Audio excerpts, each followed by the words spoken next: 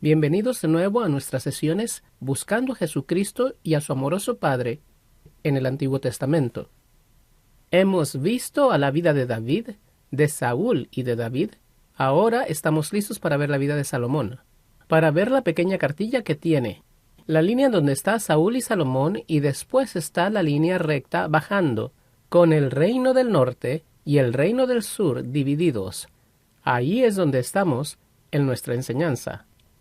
Vamos a ver la vida de Salomón y lo que sucedió en la división del reino. Y después, brevemente, veremos los dos reinos moviéndose hacia la aniquilación o al menos a la destrucción. Y haremos eso tan brevemente como podamos. Pero empezaremos aquí con Salomón. Primero que nada, su riqueza y su fama. Al ver los primeros 4 capítulos del libro de Primera de Reyes, tenemos la muerte de David y Salomón convirtiéndose en rey. Y después, muy temprano en su vida, él está pidiendo a Dios sabiduría. Sabiduría para regir el pueblo es lo que él pidió. Y es muy importante notar que él no pidió por sabiduría en general. Él pidió por una forma específica de sabiduría. Sabiduría para regir al pueblo. Y el Señor dijo: te concedo tu deseo. Tú no pediste riqueza, pero te la voy a añadir de todos modos, porque tu deseo es sabiduría para regir al pueblo. El deseo de Dios es que sus regidores rijan de tal manera que ellos tengan la sabiduría. Ahora descubriremos que Salomón no anduvo en esa sabiduría que se le dio en ese tiempo, porque siempre tenemos la opción de recibir lo que Dios nos ha dado y caminar en eso, o caminar en una forma contraria a la sabiduría que Dios nos ha dado. Eso es lo que vamos a descubrir, pero empezaremos aquí. Quiero sabiduría para regir tu pueblo. Ahora, en el capítulo 3, versículo 14, Dios dice a Salomón algo a lo que debemos realmente poner atención. Capítulo 3, versículo 14. Sí, tenemos la cláusula sí de nuevo. Si anduvieres en mis caminos, guardando mis estatutos y mis mandamientos, como anduvo David tu padre, yo alargaré tus días. Y allí hay una cláusula sí. Ahora, en el contexto pleno, la cláusula sí también tiene que ver con el asunto de sus hijos rigiendo después de él, como lo descubriremos, y el éxito de su reino. Andando como David tu padre anduvo, lo cual era oyendo la voz de Dios y obedeciendo. Y cuando peques, arrepiéntete. Esa es la manera que David vivió. Y entonces tenemos una lista de logros. Salomón realmente unió el reino. Él fue un buen administrador.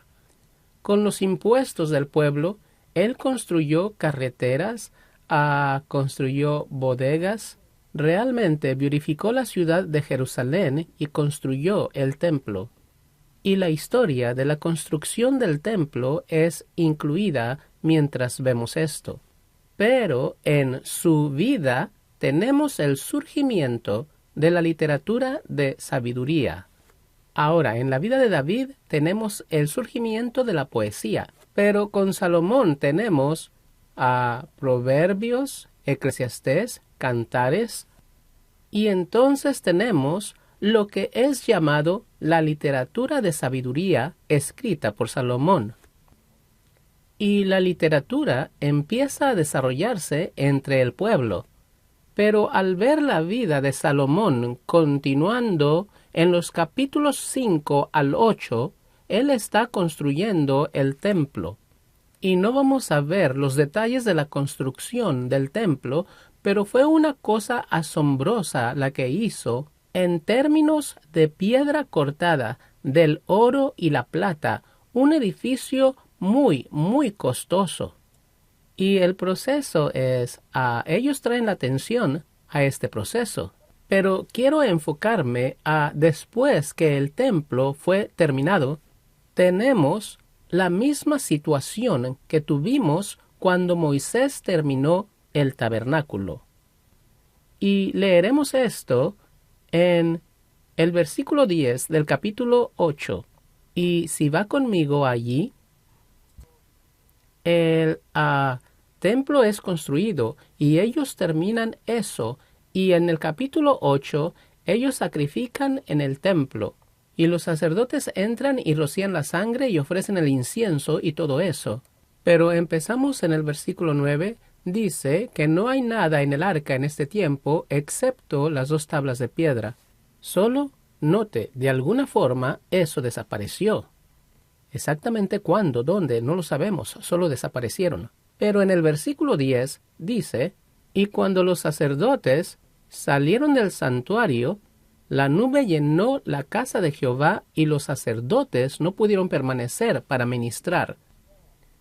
La presencia del Señor era tan densa que los sacerdotes no pudieron permanecer. Ellos realmente hoy le llamamos caídos en el espíritu. Ellos básicamente fueron forzados al suelo por lo pesado de la presencia del Señor. Y solo una nota extra aquí. La palabra en hebreo para gloria literalmente significa pesado. Lo pesado del Señor los empujó hacia el suelo. Ahora, después de esto, Dios habló de nuevo a Salomón en el capítulo 9. Y Dios dijo en el versículo 4, con respecto a ti, Salomón, si tú anduvieres delante de mí como anduvo David tu padre, y ya hemos visto cómo David anduvo. En el versículo 6, mas si os apartareis de mí y sirviereis a dioses ajenos, yo cortaré a Israel de la tierra. Ahora Dios prometió, esta tierra es suya para siempre, y sin embargo hay una cláusula sí. ¿Va a permanecer Salomón fiel a Dios y rehusar adorar a otros dioses? Está esta cláusula sí. Versículo 8. Esta casa que acabas de construir, la cual es muy hermosa, y yo me complací en residir en esta casa, para que fuera Emmanuel, Dios con nosotros, aquí en este lugar. Yo estuve dispuesto en hacerlo, pero este edificio será destruido y abandonado si adorareis a otros dioses. Entonces, empezamos a ver la vida de Salomón y encontramos en el capítulo 11 que Salomón amó a muchas mujeres extranjeras. Ahora, mucha gente piensa, Salomón tenía una clase de problema sexual, él quería a todas estas mujeres. Eso no es el caso necesariamente, porque en esos días los reyes hacían alianzas con otros reyes al dar sus hijas y recibir las hijas del otro rey. La idea es que ese rey no va a venir en contra de nuestra nación porque tendrá que enfrentar el hecho que estará matando a algunos de sus propios nietos. Y se daban estas alianzas políticas. Y todas estas esposas con las que se casó eran hijas de reyes de otras tierras. Ahora, lo que Salomón estaba haciendo fue usar la forma humana de establecer un reino. Esa era la forma humana en su día. Establecer un reino por alianzas matrimoniales. Y él tuvo 1000 mujeres en su casa. Ahora, estas mujeres trajeron sus dioses ajenos con ellas, y estas mujeres adoraban sus dioses ajenos. Salomón permitió eso. Aún les permitió que construyeran altares para sus dioses falsos, y algunas de estas mujeres adoraban a un dios que requería sacrificio humano. Y es muy probable que algunos de los hijos de Salomón fueron quemados como ofrenda, como sacrificio humano a los dioses de estas mujeres.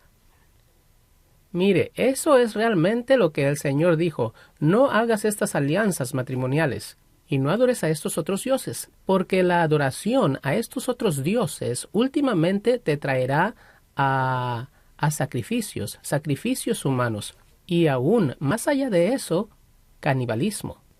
Y hay un tiempo en la historia, no tendremos tiempo de dar atención a eso, hay un tiempo en la historia donde las mujeres realmente comían a sus propios hijos. porque no había otra cosa que comer, porque ellas habían adorado a dioses ajenos, ellas habían entrado a un retroceso tanto así. Y ahora esa es la historia de cómo llegamos a este punto. Y Dios básicamente dijo, tenemos que hacer algo acerca de esto. Y Él llamó a un hombre con el nombre de Jeroboam.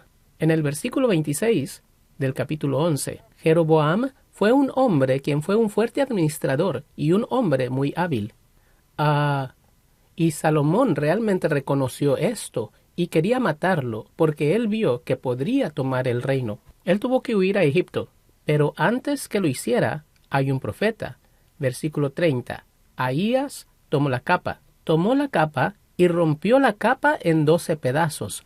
Él fue a Jeroboam y dio a Jeroboam 10 pedazos. Y dijo, el Señor va a romper el reino de la mano de Salomón. Él te dará 10 tribus y él le dará al hijo de Salomón una tribu.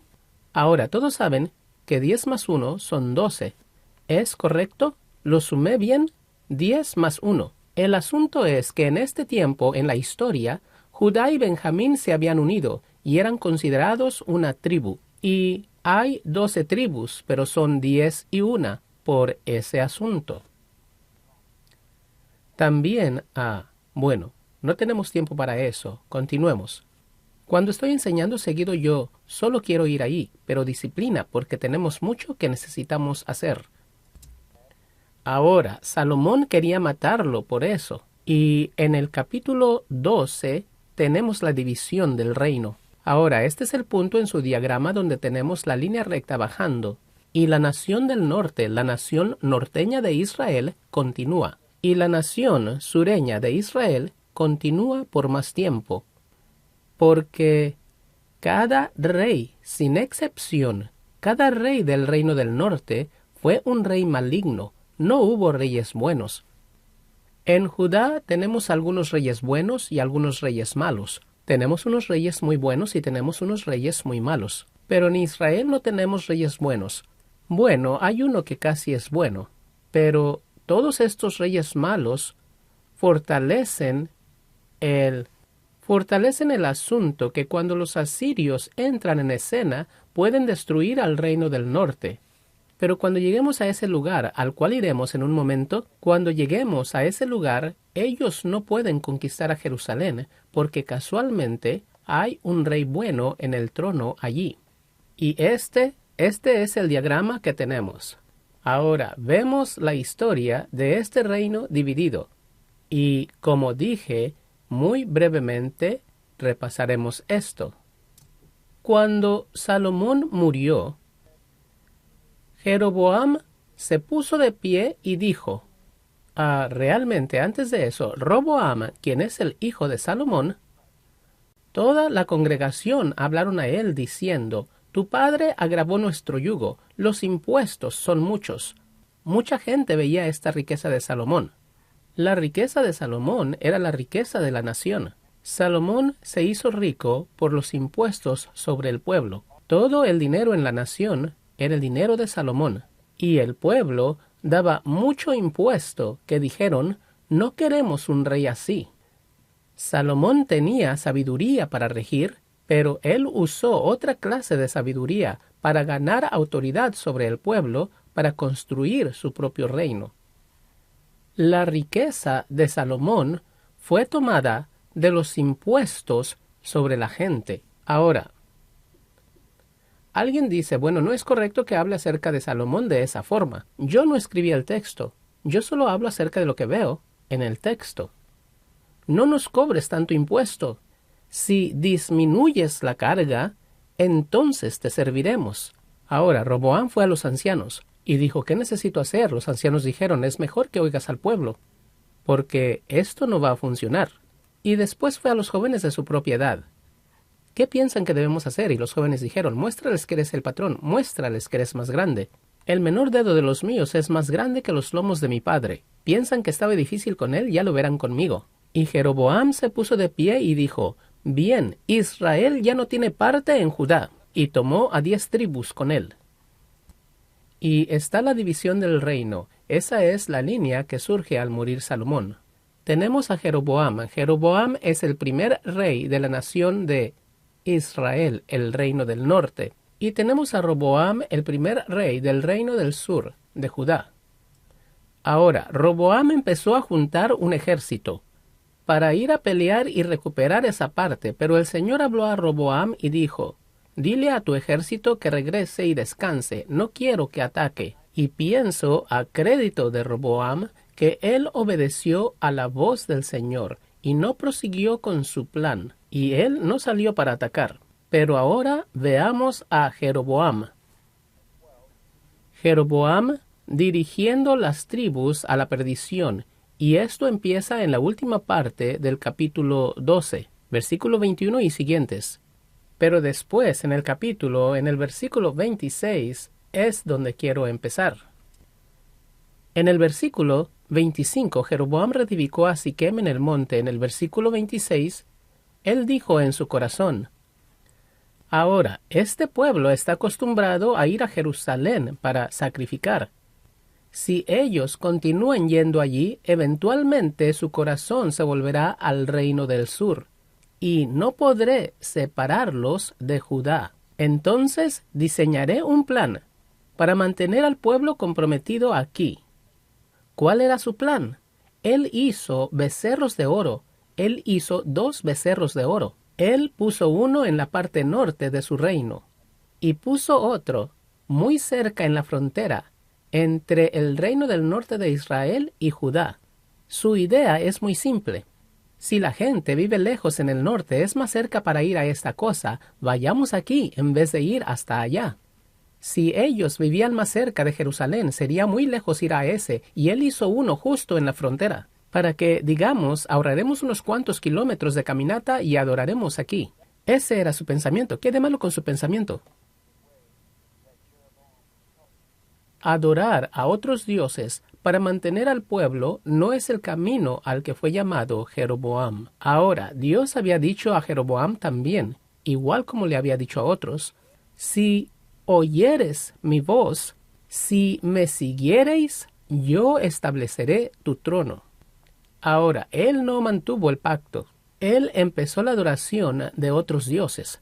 Y entonces tenemos esos reyes que lo siguen a el camino de Jeroboam adorando a otros dioses. Y algunos de ellos se vuelven muy malos. De hecho, hay algunos de los reyes que ellos mismos adoraron a Moloch, que es el dios que requiere sacrificio humano. Y muy cerca del final de este reino del norte, cuando llegamos más cerca al día final, con todos los asirios viniendo en contra de ellos, etc., todo era tan malo que las mujeres realmente estaban comiendo a sus propios hijos como alimento.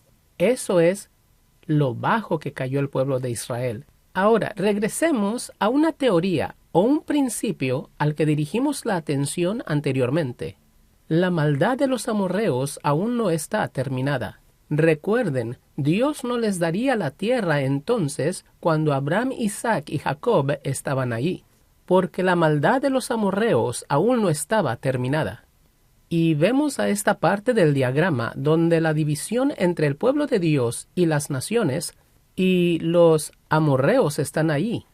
Pero ellos no son tan malos para que Dios quiera destruirlos totalmente, y ellos no pueden obtener la tierra. Y así se les permite continuar por 400 años. Hasta incidentalmente, amorreos es un término general para toda la gente quienes vivieron en Canaán. Los cananitas y los amorreos, aunque son nombres diferentes para diferentes naciones, pero ese era un término genérico. Al igual que había específicamente amorreos. Pero los amorreos se volvieron tan malos que Dios dijo: es tiempo de aniquilarlos. Y como mencionamos anteriormente, el asunto es que el satanismo aún afectaría a la tierra y afectaría a los animales si se le permite llegar tan lejos. Y Dios dijo: no permitiré que llegue tan lejos. Mire, Dios quiere preservar su creación. Y para hacer eso, Él tiene que destruir eso que se ha dado al mundo diabólico. Y así, la maldad de los amorreos llegó a su límite. Y nadie conoce un amorreo hoy. Ellos desaparecieron porque fueron destruidos. Ahora, La maldad de Israel, el reino del norte, ha llegado a ese punto más allá, a lo cual Dios no permitirá que continúe desarrollándose.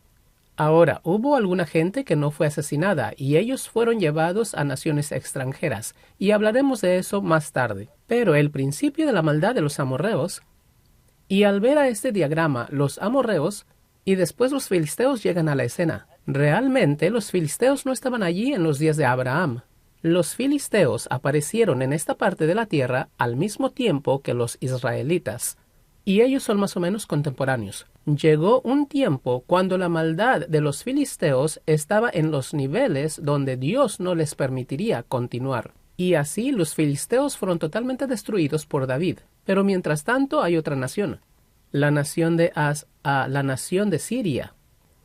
Y Siria está realmente dando algunos problemas a Israel. Dios está usando al reino del norte de Israel. Dios está usando a Siria para disciplinar al reino del norte de Israel aquí. Dios está usando a Siria. Y hay un impuesto y hay diferentes cosas que están sucediendo aquí. Y ellos mejoran un poco, después ellos empeoran y Siria viene de nuevo. Pero llegó el momento cuando la maldad de Siria estaba más allá del punto en que Dios ya no lo permitiría. Y entonces la nación de Asiria fue usada por Dios para que viniera y conquistara a Siria. Y después la maldad de Israel llegó a ese punto más allá al cual Dios no le permitiría continuar. Y él usó a Asiria a que bajara. Él la usó como una hacha para cortar el árbol, por decir así, para destruir a la nación de Israel. Y ese es el fin de la nación de Israel. Porque ellos fueron reyes malos desde el principio. Ahora, durante este periodo de tiempo hay algo más que está sucediendo que no está identificado directamente en su diagrama, pero hubo algunos casamientos entre el reino del norte y el reino del sur.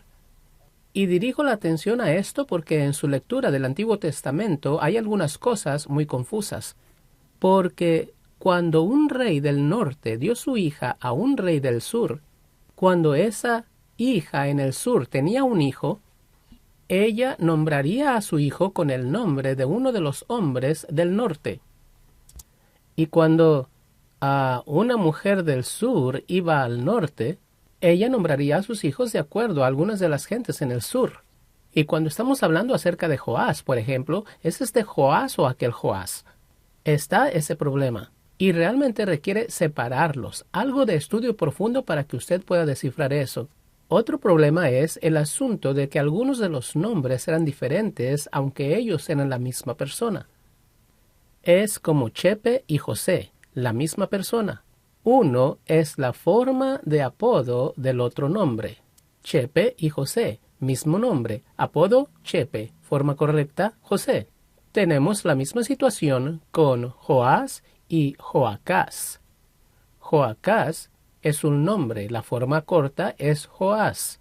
Y a veces el rey del norte es llamado Joás, a veces el rey del norte es llamado Joacás. Y a veces el rey del sur es llamado Joás y a veces él es llamado Joacás. Ahora, usted puede ver cómo eso causa problemas. Yo quiero que esté alerta a eso para que al estar leyendo el texto usted esté consciente de eso. Y como dije, eso toma algo de estudio para descifrarlo. Pero siempre y cuando sepa que ese es el problema, eso lo mantendrá para que usted no necesariamente tenga que hacer el estudio si usted puede entender que ese es el asunto. Y hubo alianzas matrimoniales, lo que significa que hubo tiempo de paz entre las dos naciones. Pero hubo también veces cuando el norte atacó al sur para posesionarse, y el sur atacó al norte.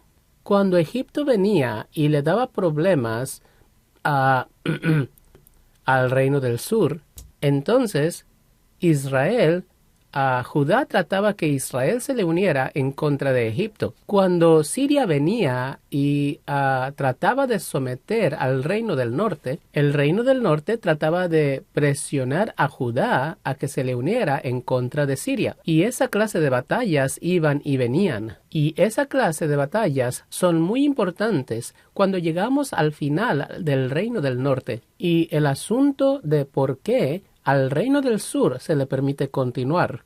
Y una profecía muy importante está relacionada a esto, y vamos a ver eso más tarde. Ahora, como dijimos, eso es básicamente el reino del norte, todos los reyes diabólicos. Y el reino del sur, a veces alianzas matrimoniales, paz, y a veces había guerra entre ellos.